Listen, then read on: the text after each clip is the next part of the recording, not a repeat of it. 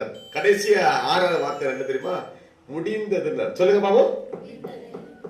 முடிந்தது. நம்ம எப்ப முடிந்துன்னு சொல்லுவோம்?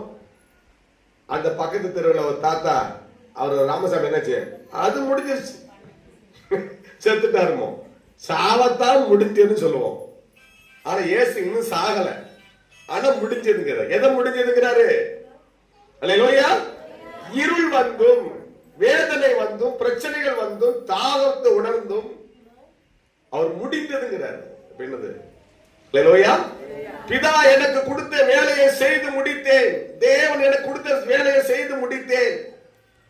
நம்ம வேலையே செய்யறது இல்லை. ஏசப்பா நமக்கு கொடுத்த வேலையே செய்யறது இல்லை. உங்க தெருவில் உள்ளவங்களுக்கு இயேசுவை பற்றி சொல்லணும். அது ஏசப்பா உங்களுக்கு கொடுத்த வேலை. நம்ம செய்யறோமா? அநேகருக்காக ஜெபம், ஊருக்காகவே நீங்க ஜெபம் பண்ணணும். ஒவ்வொருவரும் ரட்சிக்கப்பட நம்ம செய்யறோமா? ஒவ்வொருவருக்கும் ஆண்டவர் வேலை கொடுத்திருக்கிறார். அதை செஞ்சாதான் முடிஞ்சதுன்னு சொல்லணும். அநேக விசுவாசிகள் உட்காந்துட்டாங்க, முடிஞ்சது. அல்லேலூயா. ரட்சிக்கப்பட்ட ஆரம்பத்துல ஓடுவாங்க, தெருவா ஓடுவாங்க, ஒரு வருஷம் 2 வருஷம் 5 வருஷம் ஓடுவாங்க.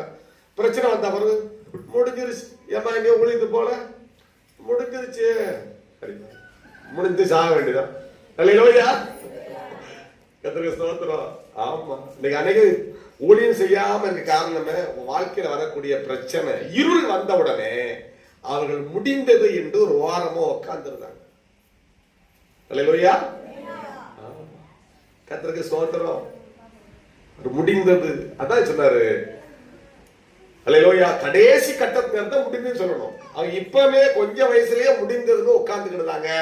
ஆண்டுடைய சித்தம் செய்யறது இல்லை. நம்ம அப்படி உட்கார கூடாது. அல்லேலூயா.